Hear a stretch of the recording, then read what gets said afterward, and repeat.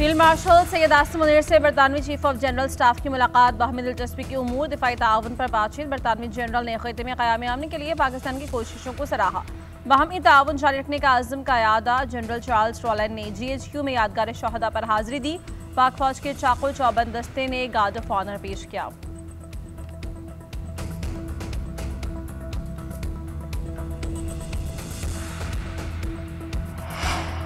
MKM के वफ्द की वज़ीर-ए-आज़म शहबाज शरीफ से मुलाकात। 27वीं आईनी तरमीम के हवाले से मशरावत। MKM वफ्द में खालिद मकबूल सिद्दीकी, फारूक सत्तार, अमीनुल हक, कामरान टेसूरी शामिल हैं। आईनी तरमीम में शामिल करने के लिए MKM की तजावीज़ वज़ीर-ए-आज़म को पेश। MKM वफ्द ने मकामी हुकूमतों से मुताल्लिक़ आईनी तरमीम की तजावीज़ पर वज़ीर-ए-आज़म को ब्रीफ किया।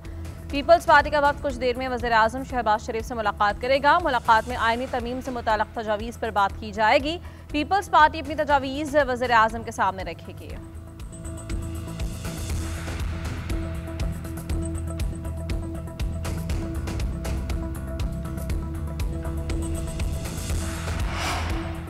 वज़ीर-ए-आज़म ने बल्दियाती तरमीमी बिल की हिमायत की यकीन दहानी करवा दी। शहबाज शरीफ ने मुकम्मल सपोर्ट का यकीन दिलाया है। MKM रहनुमा फारूक सत्तार कहते हैं 27वीं तरमीम के पैकेज में हमारा बल्दियाती तरमीमी बिल शामिल हो रहा है। नून लीग मुकम्मल तौर पर हमारी हम ख्याल नजर आती है। सेनेट और कौमी असम्बली में बल्दियाती तरमीम बिल पेश कर दिया। दोनों ऐवानों पर मुश्तमिल खुसूसी कमेटी में बिल जाएगा।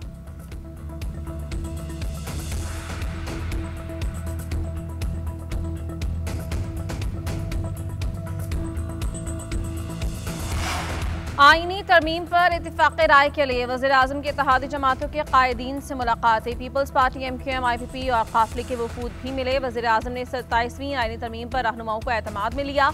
BAP का वफ्द भी शहबाज शरीफ से कुछ देर में मिलेगा।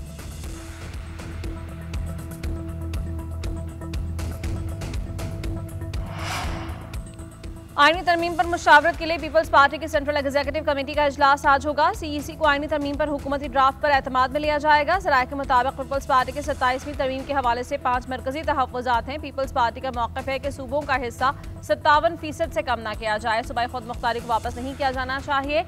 महकमा तालीम में पूरे मुल्क के लिए एक ही निसाब की तजवीज़ शामिल है।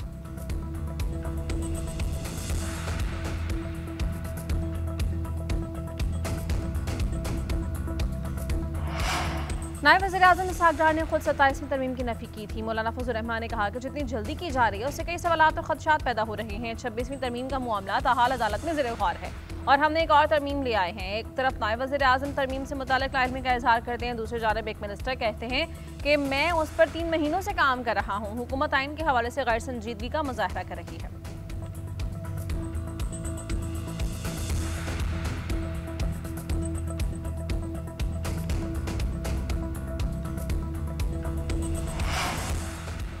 पाकिस्तान और अफगानिस्तान के दरमियान मुज़ाकरात का अगला दौर आज इस्तांबुल में होगा। जंगबंदी के नफाज के तरीक़ाकार पर गौर किया जाएगा। पाकिस्तान से आला सतह का वफ्द इस्तांबुल पहुंच गया।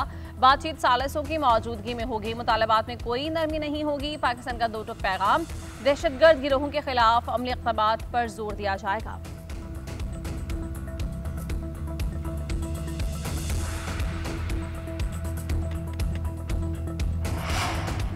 तहरीक इंसाफ की क़यादत की सेक्रेटरी 2 चीफ जस्टिस से मुलाकात खत्म। तहरीक इंसाफ को बानी PTI के केसेस की तारीख न मिल सकी। वज़ीर आला खैबर पख्तूनख्वा सुहेल आफरीदी ने इस्लामाबाद हाई कोर्ट में मीडिया से गुफ्तगू करते हुए कहा कि हमारे केसेस फिक्स नहीं हो रहे हैं। अदालती फैसले के बावजूद मेरी बानी PTI से मुलाकात नहीं करवाई गई। मालूम नहीं कि हुकूमत ने खुद 27वीं आईनी तरमीम का मुसवदा देखा या नहीं देखा।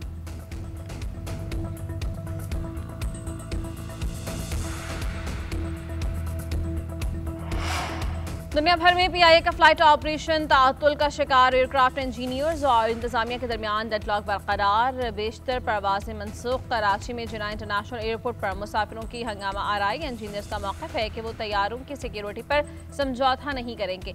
परवाजों की ताख़ीर और मनसूखी के बायस PIA को करोड़ों रुपए का नुकसान हो रहा है। दूसरी जानिब PIA इंतजामिया की सोसाइटी ऑफ एयरक्राफ्ट इंजीनियर्स के सदर अब्दुल्लाह जदौन और सेक्रेटरी जनरल अवैस जदौन को मुलाजमत से बरतरफ कर दिया गया।